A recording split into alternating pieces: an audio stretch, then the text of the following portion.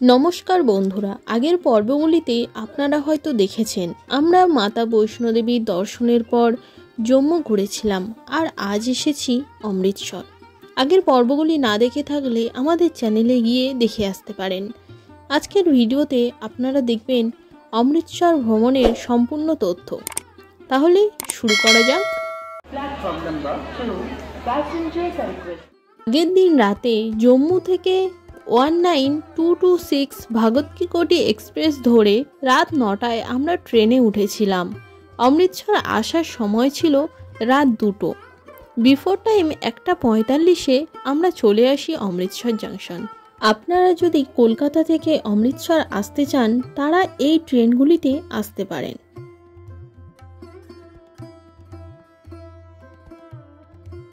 আমরা এত রাতে অমৃতসর পৌঁছেছিলাম, তবুও অটোরিকশা পেতে একটুও সমস্যা হয়নি আমাদের।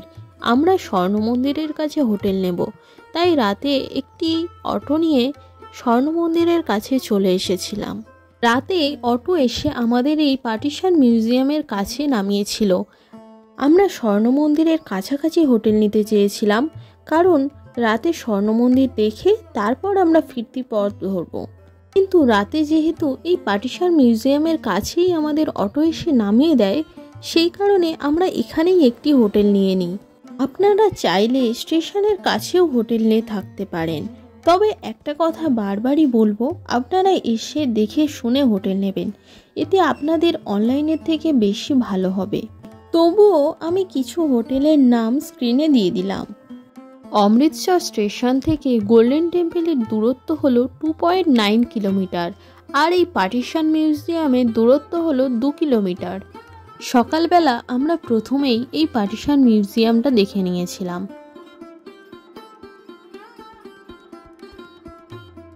পার্টিশন মিউজিয়াম থেকে গোল্ডেন টেম্পল হেঁটে গেলে সময় লাগবে মাত্র 5 মিনিট।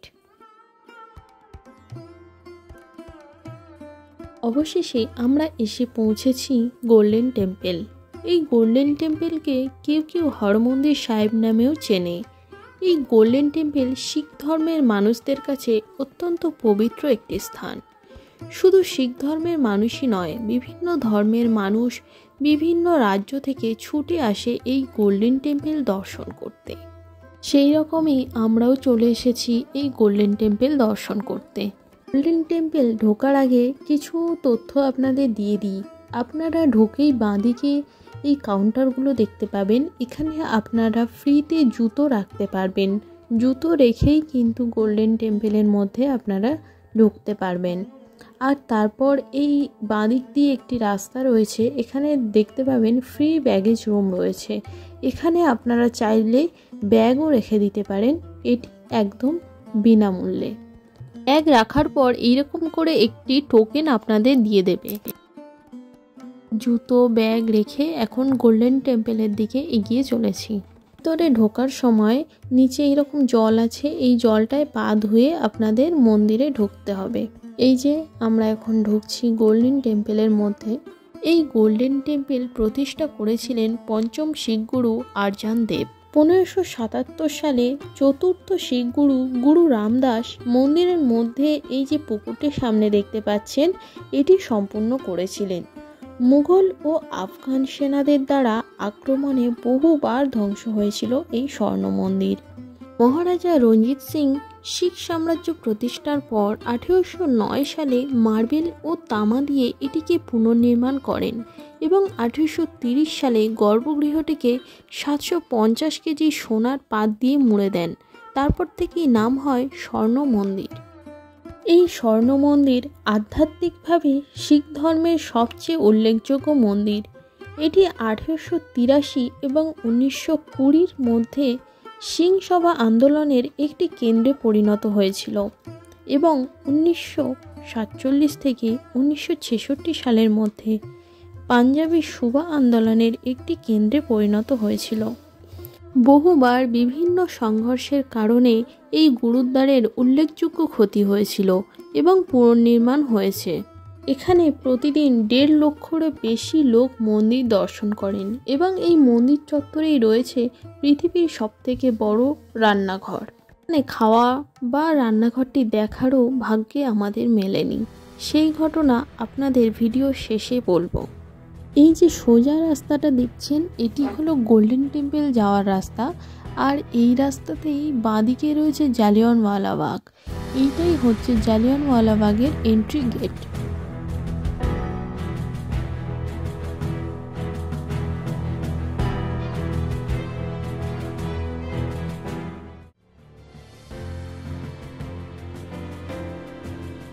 ওপেনিং টাইম এবং সাউন্ড অ্যান্ড লাইট শো টাইমিংটা স্ক্রিনে দিয়ে দিলাম। সালটা তখন 1919। ব্রিটিশ সরকারের দ্বারা রাওলাট আইন পাশ করা হয়। আইনে রাষ্ট্রদ্রোহিতার অভিযোগে বিনা বিচারে যে কোনো ভারতীয়কে কারারুদ্ধ করার ক্ষমতা দেওয়া হয়। আইনটি পাশ হতেই ক্ষোভে ফেটে পড়েছিল দেশের হাজার হাজার স্বাধীনতা সংগ্রামী।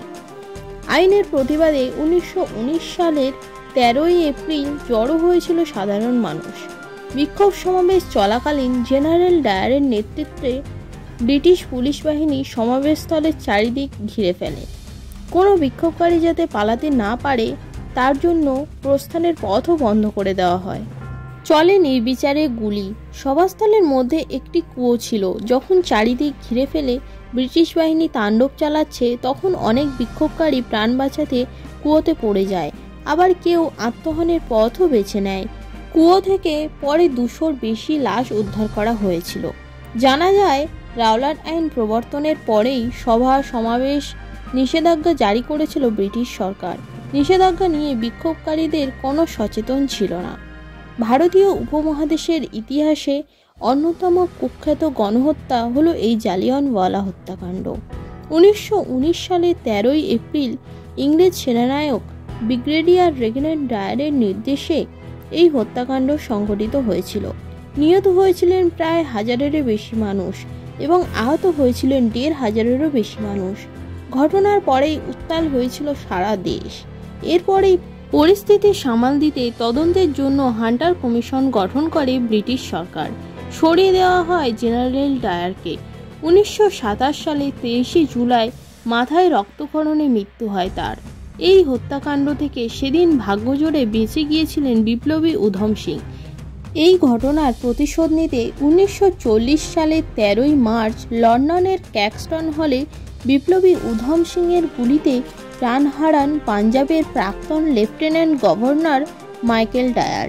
1940 সালে 31শে জুলাই তাকে ফাঁসি দেওয়া হয়। এই হত্যাকাণ্ডের প্রতিবাদে রবীন্দ্রনাথ ঠাকুর ইংরেজ সরকারের দেওয়া নাইটহুড উপাধি ত্যাগ করেছিলেন।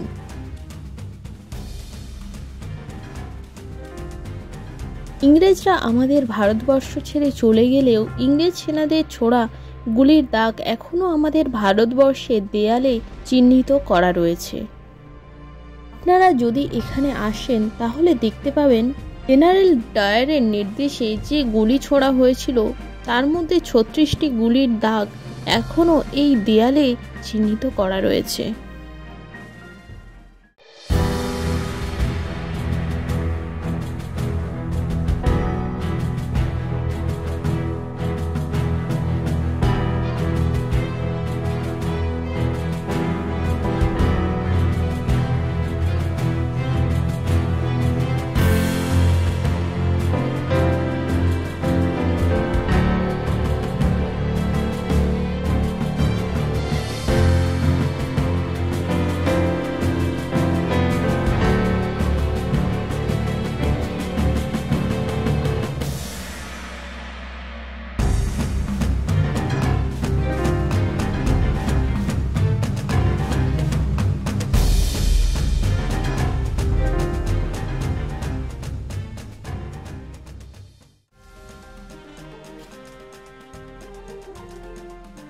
তারপর আমরা এই পরিত্রাণ স্থলটি ঘুরে দেখে নিয়েছিলাম।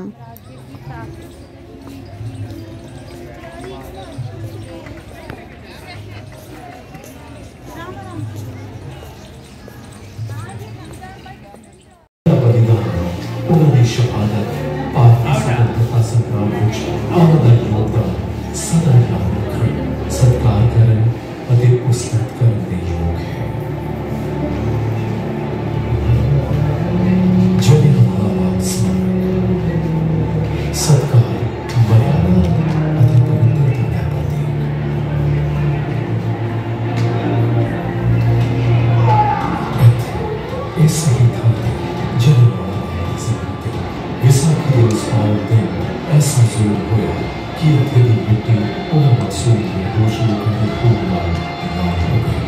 जिन्होंने जनरल डायर के हुक्म अनुसार अंग्रेज सिपाही ने गोलियां मार को दिया।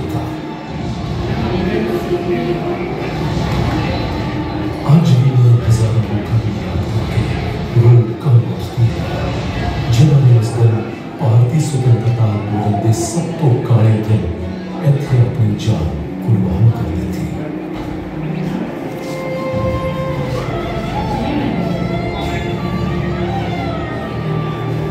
जिथे एक पासे दो गुलाम का खून, मार्शल लॉ के अत्याचार, गुजरांवाला ਅਤੇ ਲਾਹੌਰ ਵਿੱਚ ਅੰਗਰੇਜ਼ਾਂ ਦੁਆਰਾ ਪੰਜਾਬੀਆਂ ਦੀ ਹੱਤਿਆ, ਅੰਗਰੇਜ਼ ਰਾਜ ਦੇ ਇਤਿਹਾਸ ਦੇ ਸਭ ਤੋਂ ਕਾਲੇ ਅਧਿਆਏ ਨੇ ਭਾਰਤੀਆਂ ਨੂੰ ਆਜ਼ਾਦੀ ਲਈ ਲੜਨ ਦੀ ਪ੍ਰੇਰਨਾ ਦਿੱਤੀ।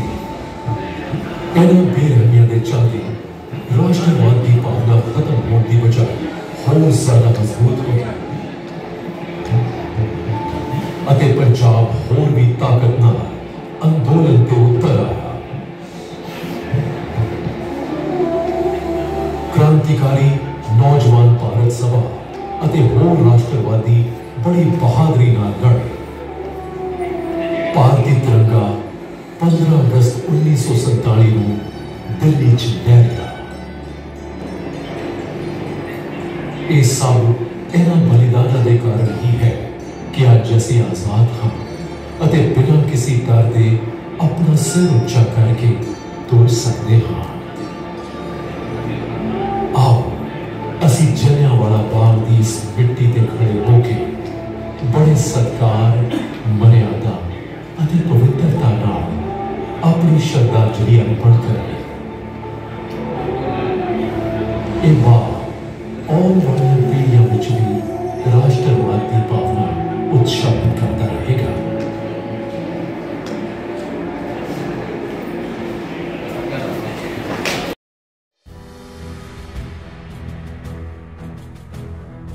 এখানে না একটি মিউজিয়ামও রয়েছে। আপনারা যে এন্ট্রি গেট আছে ওখান থেকে ঢুকে বাঁ সাইডে মিউজিয়ামটি দেখতে পাবেন। মিউজিয়ামটিও আপনারা ঘুরবেন।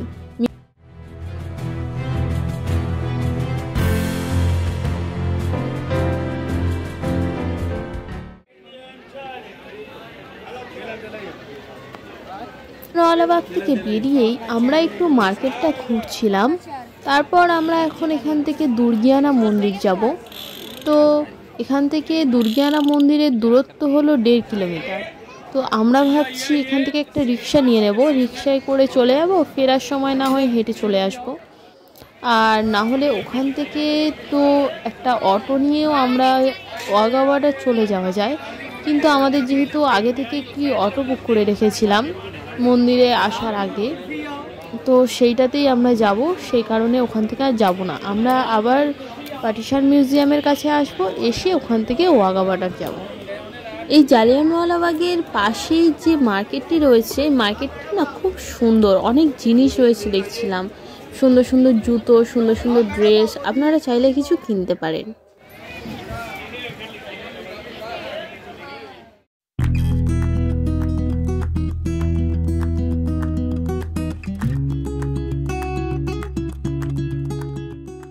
আমরা এখন চলে এসেছি দুর্গিয়ানা মন্দিরে। দুর্গিয়ানা মন্দিরের সাথে স্বর্ণ মন্দিরের সাদৃশ্য রয়েছে। এখানে দেবী দুর্গার পূজা করা হয়। মূল মন্দিরটি 16 শতকে নির্মিত হয়েছিল। 1921 সালে স্বর্ণ মন্দিরের স্থাপত্য শৈলীতে গুরু হরসাইমাল কাপুর নির্মিত করেছিলেন। গুরু হরসাইমাল ছিলেন পৃথ্বীচাঁদের বংশধর এবং তাই গুরু রামদাস এই মন্দিরের সামনে 200 মিটারের ব্যাসার্ধে তামাক, মদ এবং মাংস বিক্রি নিষিদ্ধ করেছিলেন। আমরা এখন মন্দিরের দিকে এগিয়ে চলেছি। মন্দিরের রাস্তাটা ওই গোল্ডেন টেম্পলের মতনই, দুই দিকে জল আর মাঝখান দিয়ে রাস্তা।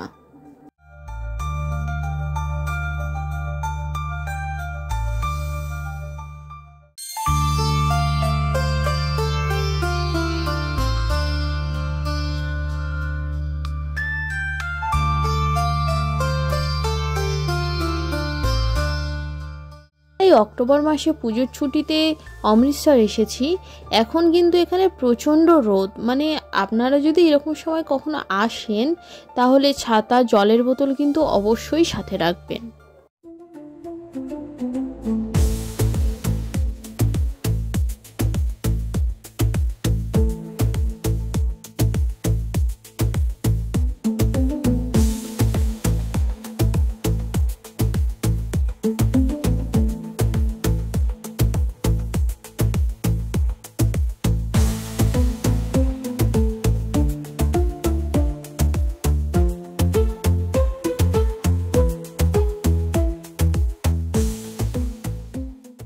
আপনারা না অমৃতসর আসলে কখনোই আগের থেকে অটো বুক করে রাখবেন না ওয়াঘা বর্ডার যাওয়ার জন্য। কেন এই কথা বলছি, ভিডিওটি শেষ পর্যন্ত দেখুন, তারপর বুঝতে পারবেন। আমরা যে অটোটি বুক করেছিলাম সেই অটোটি আমাদের না নিয়েই অন্য লোকদের নিয়ে ওয়াঘা বর্ডার চলে যায়, আর আমাদের অন্য একটি অটোতে যাওয়ার কথা বলে দেয়।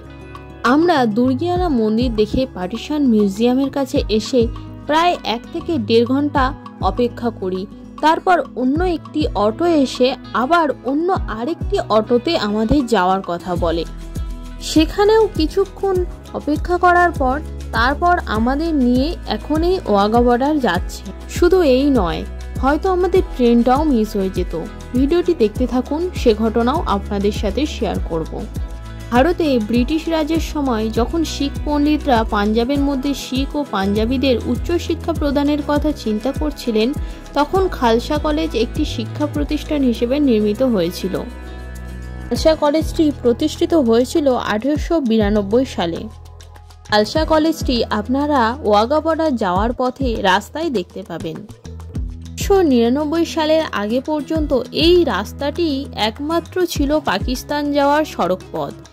এটি বাংলাদেশের নারায়ণগঞ্জ থেকে শুরু করে ওয়েস্ট বেঙ্গলের হাওড়া হয়ে দিল্লি, পাকিস্তান, আফগানিস্তানের কাবুল পর্যন্ত চলে গিয়েছে। অটো থেকে নামার পর অটোওয়ালা আপনাদের একটা দোকানে নিয়ে যাবে আর বলবে যে এখানেই আপনাদের ব্যাগ সবকিছু রেখে যেতে হবে, কিন্তু আপনারা ওখানে রাখবেন না।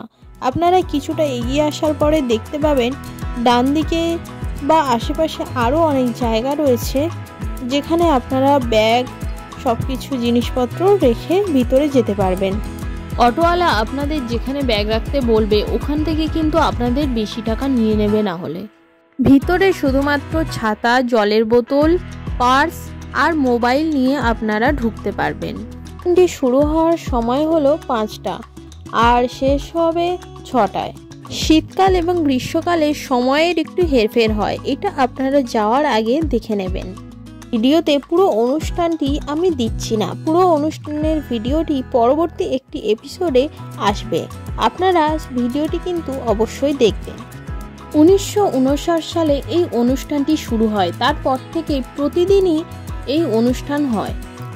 অনুষ্ঠানের শেষে আমরা বাইরে এসেছিলাম, আর বাইরে থেকে এই যে গেটটি, এটি খুব সুন্দর দেখাচ্ছিল, আর সামনেই একটা বিশাল বড় জাতীয় পতাকা রয়েছে।